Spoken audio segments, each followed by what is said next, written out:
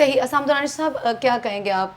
मुकाबले का मज़ा तो तभी आता है दुश्मन आला ज़र्फ़ हो। हमारा दुश्मन इतना कम ज़र्फ़ है, वो सिविलियंस को निशाना बनाता है। और एजाज डोगर साहब ने भी कहा ये तो आलमी कवानीन की खिलाफ वर्जी है कि आप सिविलियंस को, मासूम बच्चों को, और आप 7 साल बच्चे को शहीद करने के बाद फिर उसका जश्न भी मनाते हैं।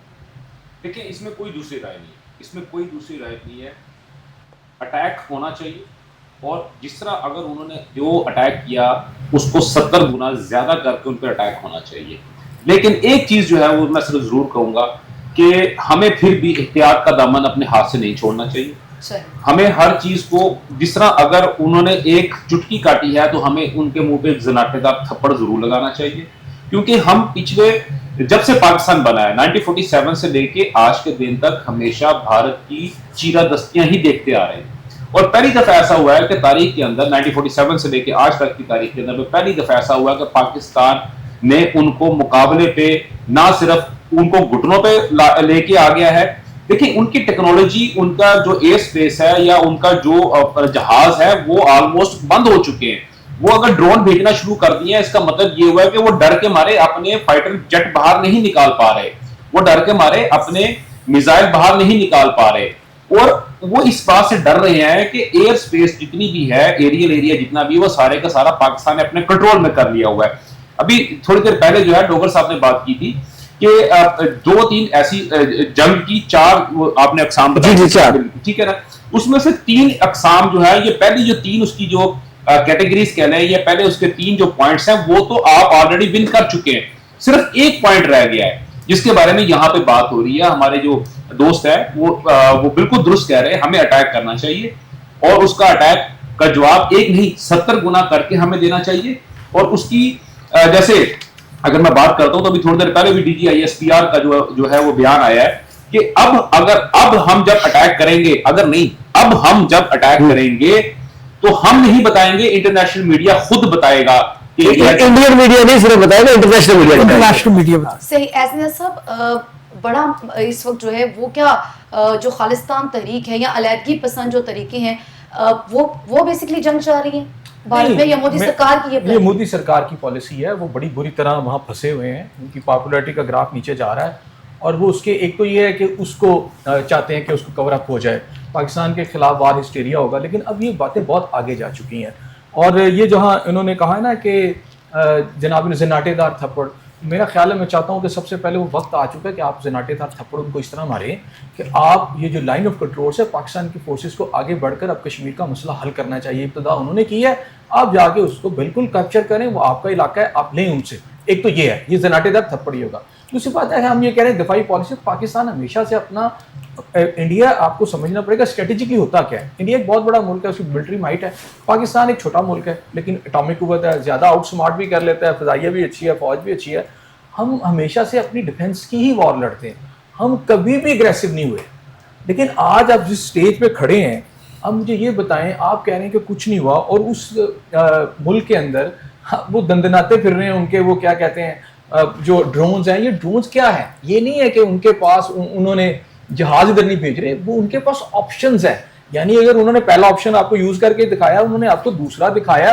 अगर आप कोई जवाब ही नहीं देंगे उनको, मैंने कब कहा कि वहां जाके आप दिल्ली के अंदर जाके पब्लिक को मारे उधर, लेकिन दिल्ली के साथ खड़े अगर फौजी इंस्टॉलेशन है उस पर मारना और जंग के तमाम कानून के मुताबिक है, इसलिए कि उन्होंने टेररिज्म किया। उन्होंने एक इंडिपेंडेंट स्टेट, एक जो आपकी एटॉमिक स्टेट है, उस पर उन्होंने हमला किया है, तो उसका जवाब क्या होता है? हमले का जवाब आप रिएक्शन नहीं देंगे उसको, कि बैठे इंतजार करते रहेंगे। तो बात यह है कि अगर बंबई में किया जाएगा तो उनको वो हीट पहुंचनी चाहिए, वहां उनके फौजी इंस्टॉलेशन पे हम बात करें। हम ये कह नहीं रहे कि आप उनकी पब्लिक को टारगेट करें, हम नहीं चाह रहे कि वार किस्म के जुराइम में पाकिस्तान का नाम आए।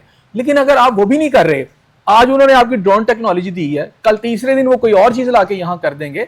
आप ये अंडरस्टैंड करें कि एक एटॉमिक पावर है जो ये दावा कर रहा है कि हम एक एटॉमिक कुव्वत है, हमारे पास मिसाइल हैं, हमारे पास फौज है, और वो इतनी आसानी से आके उनके आपके शहरों पे कर रहे हैं, और आप बैठे हुए हैं कि अच्छा नहीं, लेट जो आप मुज़ाकरात हैं पहले उसको ऑप्शन।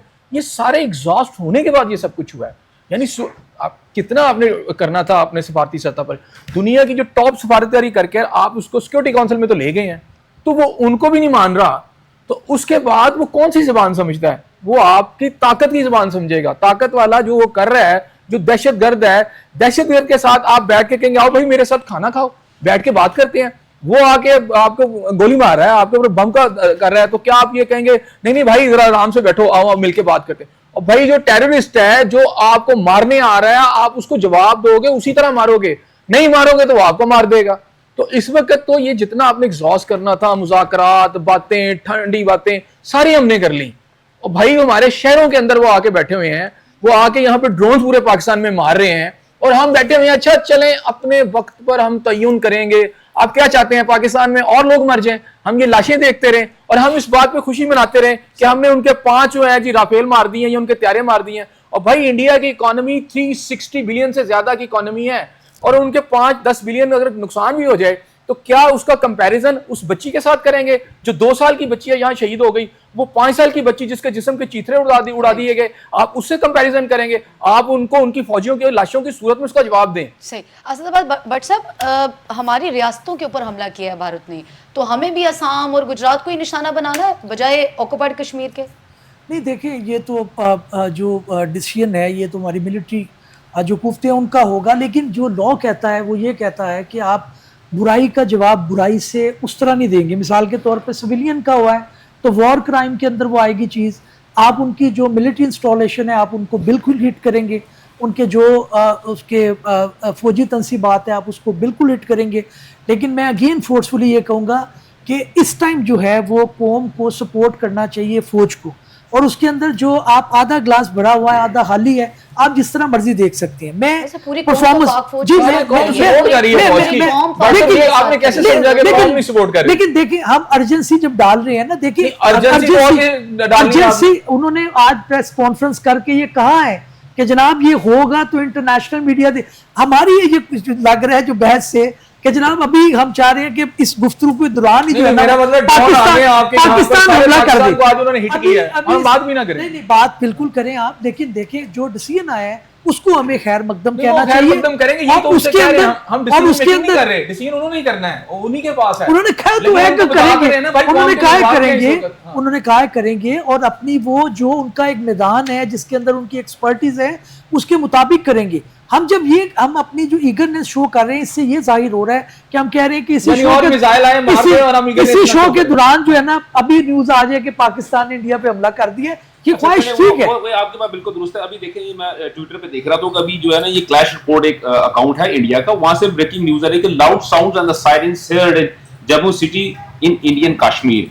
ठीक है, रॉयटर्स की खबर है जिसको कि ये इसे ट्वीट कर रहे हैं, और 7:52 पे अभी यानी कि 1 घंटा पहले तकरीबन जो है ये खबर जी आपके आएंगे नजर आपको। साहब सिक्योरिटीज राय ने इसकी तरदीद कर दी है कि इस खबर में कोई सदाकत, ये गैर मुसद्दका इत्तलात है, गैर मुसद्दका है, गैर मुसद्दका इत्तलात है, ये गैर मुसद्दका है। एजाज जोकर साहब क्या कहेंगे आप इसी के ऊपर? देखिए जी, पहली बात तो ये है कि कौम मुनज़्ज़म है। ये अगर इस तरह की कोई अफवाहें फैलाई जा रही है कि कौम पाक फौज के साथ नहीं है, तो ये ऐसा नहीं है। वो इक्का दुक्का कुछ चंद लोग होते हैं, हर मुआशरे में होते हैं, हर जगह पे मौजूद होते हैं। कौम फौज से आगे, मैंने कल के प्रोग्राम में भी कहा था कि 1965 की जंग तो हमने नहीं देखी, शायद हम में से किसी ने भी नहीं देखी होगी, लेकिन अब जो 2025 जा रहा है, जज्बा जो आवाम का देखा शायद वो 1965 से भी ज़्यादा है। मैंने बच्चों में जाके उनके शॉट्स किए, मैंने बुजुर्गों में किया, वो यकीन कीजिए कि फ़ौज से आगे उनके पास जो भी है वो जाके कहते हैं कि हमें इजाज़त दे फ़ौज, हम इंडिया के पर्ख से उठाने के लिए तैयार है। तो इस कौम को हराया नहीं जा सकता जिनके अंदर शहादत का जज्बा हो, जो अपनी फ़ौज से, आपकी आर्म फोर्सेस से आगे जाके लड़ना चाहती हो, उनको हराना तो नामुमकिन बात है। हाँ, बाकी रही बात कि इस वक्त जो मौजूदा सिचुएशन जा रही है, ये बात ठीक है कि उन्होंने, देखिए हमने दुनिया को ये दिखा दिया कि हम पुरअमन हैं, हम लड़ाई नहीं चाहते, लेकिन हम पे अब जंग मुसल्लत हो गई है। अब लड़ाई फ़र्ज हो चुकी, अब हम लड़ना चाहिए हमें। और अब जो उन्होंने देखिए अटैक किया, मिसाइल अटैक किया, उसका जवाब दिया उन्होंने, जो बंगला ड्रोन हमले किए उसका जवाब रहता है, उसका जवाब नहीं दिया। ये नहीं है कि उन्होंने जो हमारे घर में आ गए हमने गिरा दिए या वो गिर गए, वो टूट गए, हमने उसका जवाब देना है। वो अफगानिस्तान बॉर्डर से हमने जवाब दिया, अब हमारा बड़ा जवाब बनता है जी। अब पूरी दुनिया को पता है जी, बार बार इंडिया अटैक कर रहा है। और मैं फिर बार बार कह रहा हूँ, देखिए खौफ हरास पाकिस्तानी कौम के अंदर नहीं है, चंद लोग अफरा तफरी फैला रहे थे, वो भी उसकी तरदीद आ गई कि ऐसा नहीं है। इंडिया के अंदर क्या हो रहा है, इंडिया के अंदर देखिए 2 पहलू हैं मिसबा। पहली तो ये है कि मोदी जो है वो अपनी पावर के लिए सब ड्रामा उसने रचाया, पहलगाम वाला और सारा वाकया। अब जब नाकाम हो गया सफारती सतह पे, तो उसने क्या किया कि अटैक किया। जब सही। उसके जहाज भी गिर गए, अब उसने अपना फेस सेविंग के लिए ये ड्रोन हमले किए, उसमें भी नाकाम हो गया। अब उसके अवाम पूछ रही है उससे कि भाई तुम क्या कर रहे हो, तुम्हारी फौज क्या कर रही है। अब सबसे बड़ी बात ये देखें कि राजस्थान से लेके वो बहावलपुर से आगे से लेके और ये लाहौर और सियालकोट और ये सारा एरिया कश्मीर तक जो है, उन्होंने क्या किया, 300 किलोमीटर का एरिया जो है वो ब्लैक आउट के लिए उन्होंने कह दिया कि इसको ब्लैक आउट कर दे, क्योंकि वो खौफो हरास है। अब राशन के लिए उन्होंने कह दिया कि अपना इकट्ठा कर ले। तो इट्स मीन के कुछ हलचल तो है। फिर वो ड्रिलिंग एक्सरसाइज, मॉक एक्सरसाइज शुरू कर दी है कि कहीं एटमी धमाका ना कर दें, एटमी पावर है दोनों, कुछ इस तरह से ना हो। जो अफरा तफरी तो इंडिया के अंदर है, सवाल तो उठ रहे हैं। अब मोदी को मिल नहीं रहा कि किस जगह से वो पतली गली से निकले। अब उसको निकलना नहीं पड़ेगा, अब हर तरफ से उसको जूते पड़ेंगे, अंदर से भी पड़ेंगे, बाहर से भी पड़ेंगे। सही। हसाम दुरानी साहब, एजाज जोकर साहब ने भी कहा कि 65 की जंग चूंकि हम में से किसी ने नहीं देखी, लेकिन अब चूंकि वो फील्ड में जाके उन्होंने रिपोर्टिंग भी की है कि बच्चों का जज्बा दीवनी है और लोग बड़े पुरअज़्म दिखाई देते हैं। अब 65 की जंग हो, 71 की हो, फैसला कुन जंग नहीं थी? देखिए, फैसला कुन जंग हम उसको कहेंगे जिसमें एक्चुअल तौर पे हमें ये पता लगेगा कि आया कि भारत ने कुछ हासिल किया या पाकिस्तान ने कुछ हासिल किया। अभी जो मुझे समझ आई है, जिस पहले अभी जिस बात हुई थी और हमारे जो फेलो पैनलिस्ट है उन्होंने कहा कि ये इस वक्त एक गोल्डन अपॉर्चुनिटी है कि पाकिस्तान को चाहिए, ये पाकिस्तानी आर्मी को चाहिए कि वो एडवांस करे और कश्मीर के ऊपर, और वो जो पूरा का पूरा हिस्सा है जो कि इंडियन ऑक्युपाइड कश्मीर है उसको वहां से कट करके उसको पाकिस्तान के अंदर ऐड कर ले या उनको एक आज़ाद स्टेट पर डिक्लेयर करे। फैसला कुन जंग वो होगी। फैसला कुन जंग ये बिल्कुल नहीं होगी कि हम खालिस्तान को अलग कर लें। फैसला कुन जंग ये बिल्कुल नहीं होगी कि हम सकम को अलग कर दें, हम अरुणाचल प्रदेश को अलग कर दें, हम बाकी जो दूसरी उनकी ऊपर वाली 7 सिस्टर्स हैं हम उनको अलग कर दें। वो फैसला कुन जंग बिल्कुल नहीं होगी जब तक कि कश्मीर का पूरा पोर्शन इंडिपेंडेंटली एक पूरा पोर्शन नहीं बनता, एक पूरी स्टेट नहीं बनती। उस वक्त तक हम कभी भी नहीं कह सकते कि पाकिस्तान और इंडिया के दरमियान में होने वाली कोई भी जंग फैसला कुन जंग थी। सही। एहसन साहब, पाकिस्तान के खिलाफ इंडिया की जो हालिया कार्रवाई है, आप क्या समझते हैं कि इससे पहले जितनी भी कार्रवाइयाँ हुई उनसे ये मुख्तलिफ है या बहुत ज़्यादा मुख्तलिफ? नहीं, ये तो बिल्कुल डिफरेंट है ना। इसका तो सारे सर्कमस्टेंसेस और इसकी जो भी इस वक्त सूरत हाल है बिल्कुल डिफरेंट है, और तो आप उसे माजी से कंपेयर नहीं कर सकते। लेकिन इसमें इंपॉर्टेंट बात जो मैं ये देख रहा हूँ वो ये है कि ये जो ग्रेट गेम का हिस्सा है, जो सबसे पहला वाक़या पाकिस्तान के अंदर वो 9 मई के वाक़यात थे, जिसके अंदर पाकिस्तान के अंदर एक सिविल वॉर कराने की कोशिश की गई। 39 जो थे आर्मी इंस्टॉलेशन उस पर अटैक्स हुए, और वो सारा आपके सामने है कि कोई 30-40 हज़ार लोग थे जो एक ख़ास एजेंडे पर आकर उन्होंने पाकिस्तान की इंस्टॉलेशन को, जो फ़ौज की है उनको किया।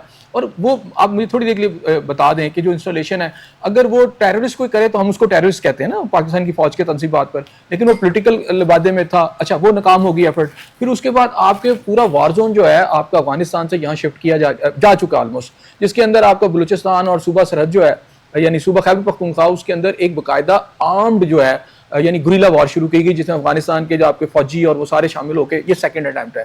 अब ये थर्ड अटैम्प्ट है जिसका डोगर साहब बता रहे हैं। मैं इसको दूसरी लाइन से लेता हूँ। उन्होंने कहा जी ब्लैकआउट कर दिया गया, सारे इलाके खाली करा लिए। वो क्या है, फौजें जब अटैक करती हैं तो ये सारा कुछ करती हैं, वो डिफेंस में नहीं ये सब कुछ करती हैं। वो जब अटैक के लिए आगे बढ़ती हैं वो कहते हैं जी राशन ले लो, ये कर लो, अब जंग हमने जाना है। तो इसका मतलब है कि ये बता रहे हैं, इनकी पॉइंट से आप ये नतीजा अखज़ कर सकते हैं कि इंडिया आपके साथ बॉर्डर लाइन के ऊपर भी एक बड़ी वॉर करने जा रहा है, तो इसलिए आपको उसके लिए तैयार रहना चाहिए। तो बाकी यह है कि इस वक्त की सूरत हाल यह है कि आप अगर खौफजदा होते रहेंगे, ईमानदाराना रवैया अख्तियार करेंगे, आप इससे निकल जाना चाहिए आपको। क्योंकि इससे पहले पाकिस्तान को देखें अब इस वक्त ज़रूरत क्या है, आपने डिफेंसिव स्ट्रेटेजी अपना ली। अंग्रेजी में एक लफ्ज़ है प्रीएम्प्टिव मेजर्स। जैसे ये इंडिया ने आपके साथ किया ना, इंडिया ने जो आप पे अटैक किया वो प्रीएम्प्टिव मेजर्स हैं कि जनाब मुझे अगर खतरा है किसी जगह पर, वहां से कोई अटैक भी नहीं आया तो मैंने खुद ही वहां जाकर अटैक कर दिया, जैसे उसने पाकिस्तान में किया। उसने यानी तमाम आलमी कवानीन की धज्जियां बखेरते हुए एक इंडिपेंडेंट स्टेट के अंदर जाके अपनी मर्जी से वो अटैक्स किए हैं। इसे कहते हैं प्रीएम्प्टिव। पाकिस्तान की को अब जरूरत है कि इससे पहले कि पाकिस्तान पर वो एक कोई और नई चीज आ जाए, पाकिस्तान को प्रीएम्प्टिव मेजर्स करनी पड़ेंगी। और वो सिर्फ वहां पे नहीं होगी कि आप लाइन ऑफ कंट्रोल पे कर लिया तो काफी है। देखिए आप डीप इनसाइड में पूरे पाकिस्तान में कर रहे हैं, तो आप किस बात पे खौफजदा हैं? आपका क्या मसला है? आप क्यों नहीं जाके करते? सही। असद भट्ट साहब, चूँकि पाक भारत कशीदगी में जो दर्जा हरारत है उसमें तो कमी नहीं आ रही। डोगर साहब ने भी कहा कि अब तो डायलॉग की बात ही ख़त्म होगी, अब तो उससे आगे की बात है। अगर मुज़ाकरात से आगे की बात है तो फिर क्या सोल्यूशन जंग ही है? देखिए बिल्कुल, अभी तो रिटेलिएशन आएगी, इसके अंदर कोई शक नहीं है कि रिटेलिएशन होगी।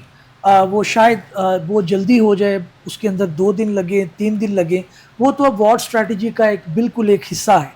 तो जब तक आप अपनी ताकत को मनवाएंगे नहीं, टेबल टॉक का या कोई भी कानूनी चीज़ों का आपको फ़ायदा नहीं हो सकता, क्योंकि अब तो वॉर की एक कैफियत आ चुकी है। और इसके अंदर जाहिर है हमारी जो इदारे हैं वो सर जोड़ कर बैठे होंगे, उनके ऊपर बहुत प्रेशर भी है, सारे मामलात भी हैं, और बेहतरी की तरफ मामला तभी जाएगा कि अब ये मामला थोड़े सेल होंगे, ऊपर जाएंगे, अवार आगे की तरफ जाएगी। जाहिर है 2 आपके मेजर हमले हो चुके हैं, उसका आपको जवाब देना पड़ेगा और कौम उसका इंतज़ार कर रही है, और इसके अंदर ही जो है वो बका भी नज़र आती है। फिर आपके इंटरनेशनल इदारे कूदते हैं। अभी जो जिस लेवल की है उसके अंदर आपको थोड़ी थोड़ी चीज़ें हैं। लोगों का कंसर्न है ये इंटरनेशनल ममालिक का कि दोनों जो है वो एटॉमिक पार्ट्स हैं इस नेस्ट पे ना जाएं, सही। लेकिन मामला अभी आगे जाएगा जो लग रहा है। सही, बहुत शुक्रिया असद भट्ट साहब आपका, एजाज जोकर साहब आपका शुक्रिया, एहसन साहब आपका शुक्रिया, हसन दुरानी साहब आपका भी शुक्रिया। नाज़रीन, यहाँ पे एक ब्रेक लेंगे, स्टे विद अस।